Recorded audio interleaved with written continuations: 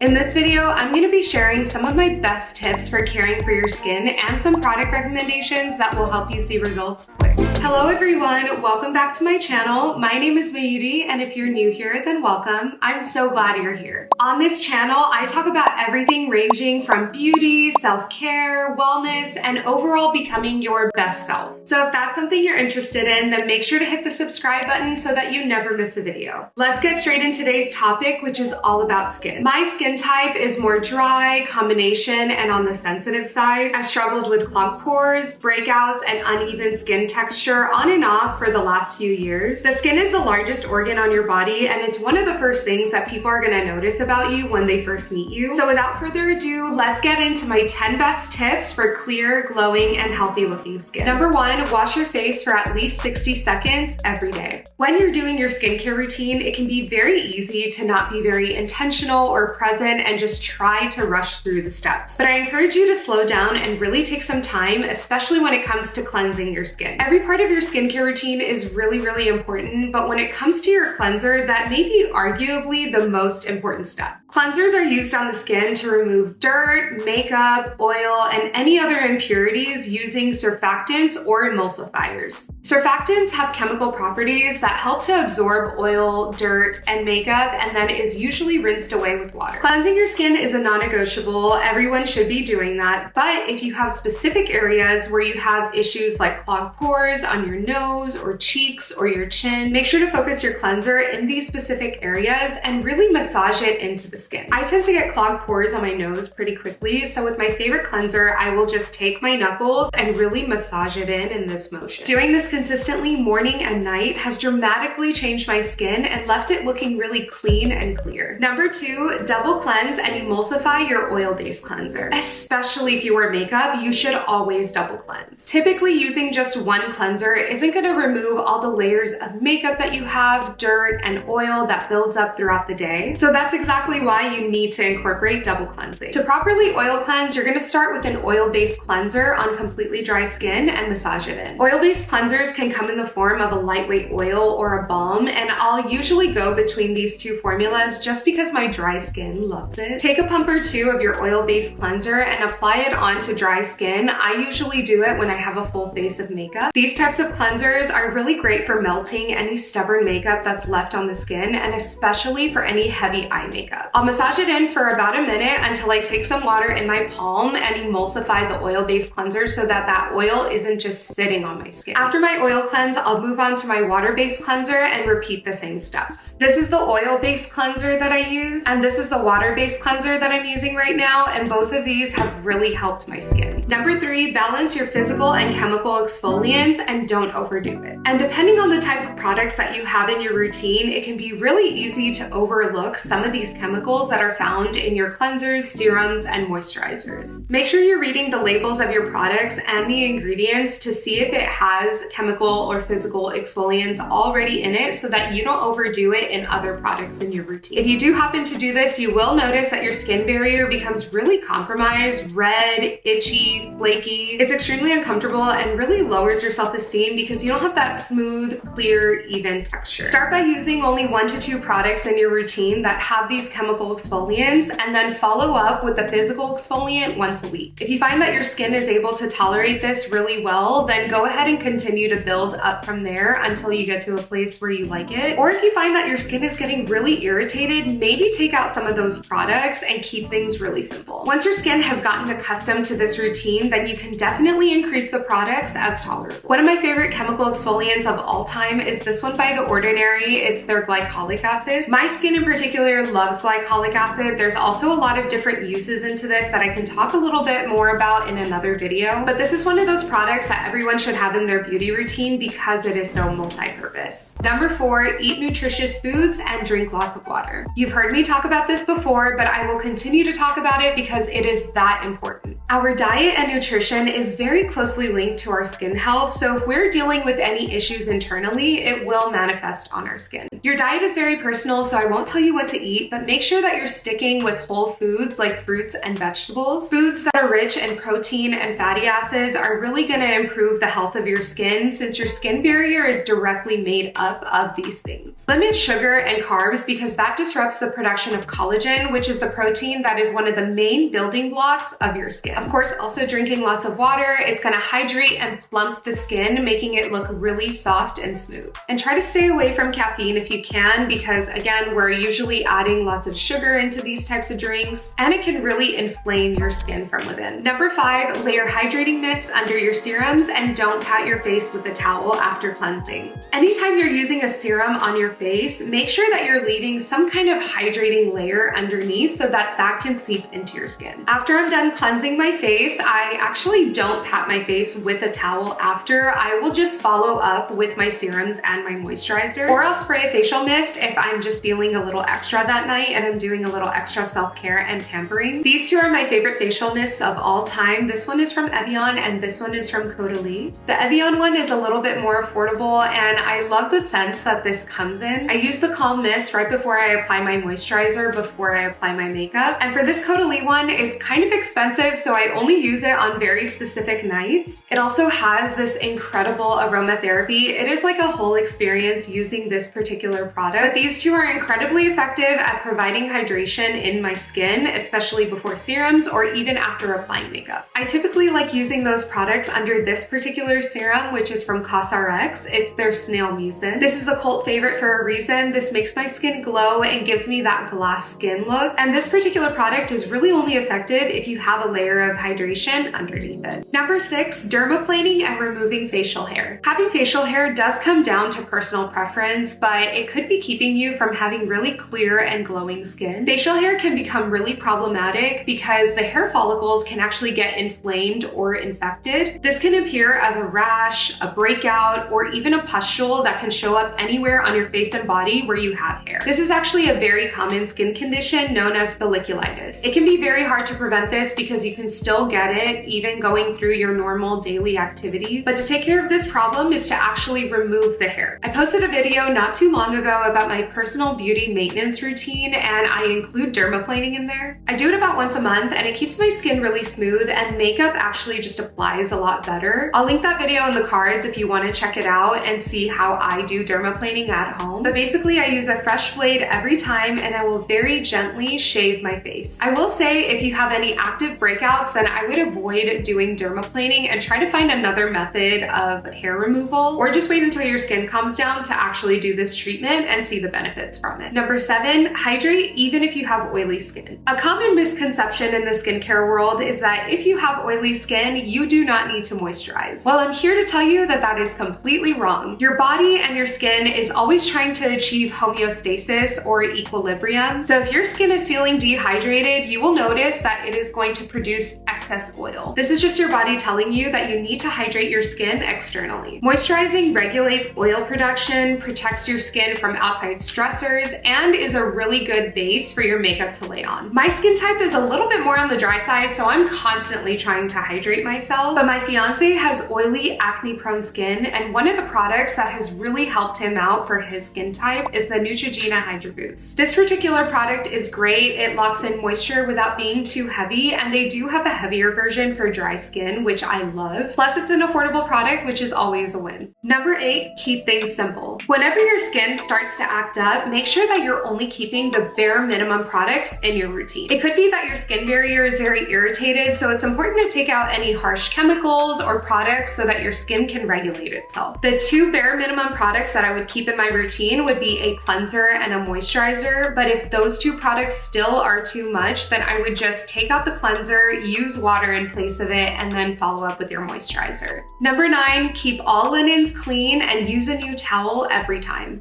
After you've done all this work on cleansing and taking care of your skin, the last thing you want to do is to put a dirty towel to pat it dry. Towels retain moisture and bacteria, and all of that's going to be placed right back into your skin after you've done this huge skincare routine. This will definitely cause your skin to break out and get really irritated, so I would just avoid it altogether and keep some towels specifically for your face. Make sure you're regularly changing your bed sheets, especially your pillowcases. This is a very common breeding ground for bacteria, which will then cause breakouts in your skin. And finally, my last tip is to stop touching your face and picking at breakouts. Our hands and fingers touch anything and everything, and when you put your hands on your face, all of that dirt and bacteria is going to get on there and seep into your pores. Throughout the day, avoid touching your face as much as possible. It doesn't matter even if you're just like brushing up against it with your hand like this. But if you do need to touch your skin, make sure that you're thoroughly washing your hands with an antibacterial hand soap so that they're completely clean, so you won't put any disgusting gunk or grime back onto your skin. I used to have a really bad habit of picking at my skin, whether it was like a hair that I was trying to pull out on my chin, or maybe I was trying to smooth out my skin by peeling parts of like a breakout, or even rubbing an area where my makeup had smeared and then just using my hands immediately to fix that. But I can tell you that that single-handedly wrecked my skin for years. It really ruined my self-esteem, it ruined my confidence because I was left with a lot of hyperpigmentation and scarring. And because I couldn't stop touching my skin, it ended up causing bigger problems for me in the long run that took even longer to recover from. And with that, those are my 10 best tips for clear and glowing skin. It took a long time for me to find out what my skin liked and what triggered it. So if you're going through the same thing, try to be patient and just start by implementing these tips. If you found this video helpful, then make sure to give this video a like and comment down below what your skin type is, because I would love to know. Until then, thank you so much for watching, and I'll see you in my next video.